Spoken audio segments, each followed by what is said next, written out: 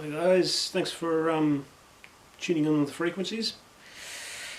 This work is entitled Skullcrusher and the Roses, Part 1. And this is split up into acts, so just bear with me. It's pretty long. Don't spill. Stay.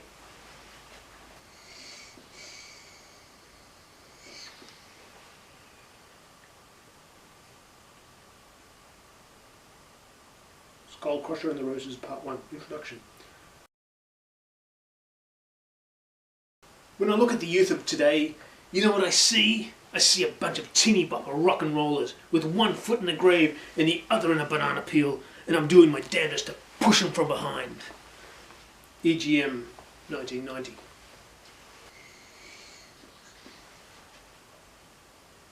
Act 1. Raised up on wargames, school wasn't my chore. Their books are so boring, not hands-on like porn and ammo mags behind my bedroom door. Strategy comes easy, tactics my tutorial, because that is my destiny, future fuhrer. That's what I was made for. A military memorial, and very soon I will conquer world and board. If you offer an alliance, sure, I'll move mine and you move yours. Then I'll move time. When you least expect it, I'll crush your armies, because this is bad politics, alternatively called war. 5 opponents came along and entered a treaty, but I split them and surrounded their forces by mutual force. They couldn't remedy the situation, though they tried. Levelling the score, crumbled under manipulation, 5 victims, to them libations I poured. But when things don't go my way, I'm into biting the dice, chucking a fit and throwing them at wall. Those little plastic pricks are to blame for the mistakes in this game. Well, I'm just a sore loser, not used to repulsion at all. Uncoordinated, uncontent, a spectacle, spastic trying to play their ball, a classroom banana, a schoolyard fruitcake that they whispered around, labelled me the oddball.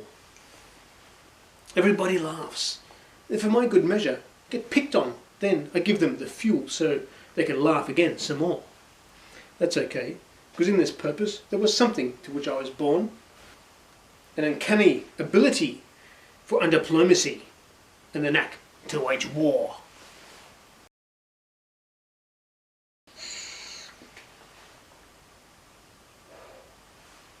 Act 2.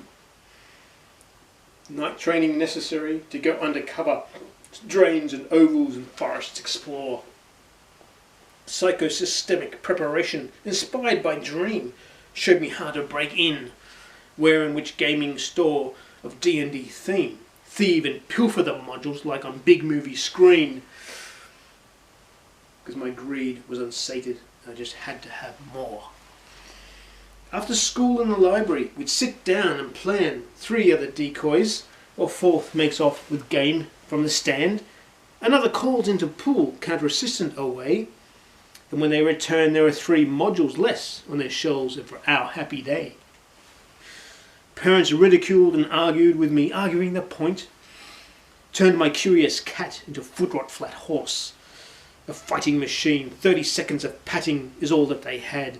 Without warning, he ripped into nice person's hands and made them really scream. Now with my gloves on, I think it now safe and okay to pat it and send my creation to sleep. Act 3.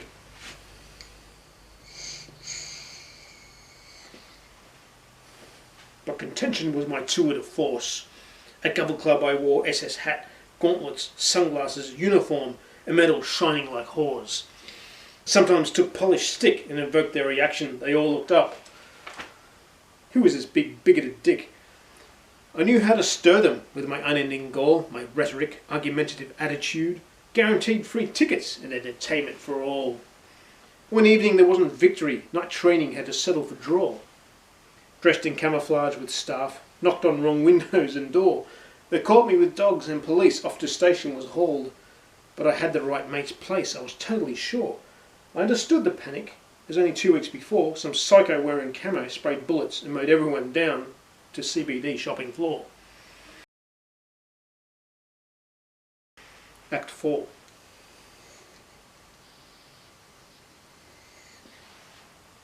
They shipped me off north to Charters Towers, but my parents didn't know that this little detour was just going to increase my belligerent powers. Now Mount Carmel was a long way from that of Mount Isa, so when I first arrived they were none the wiser.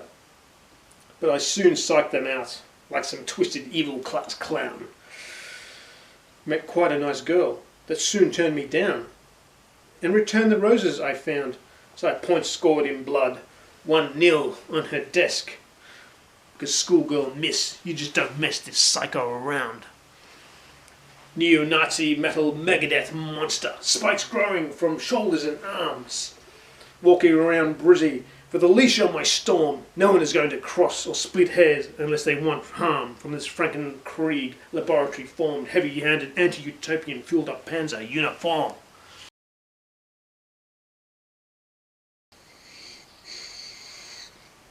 Act 5.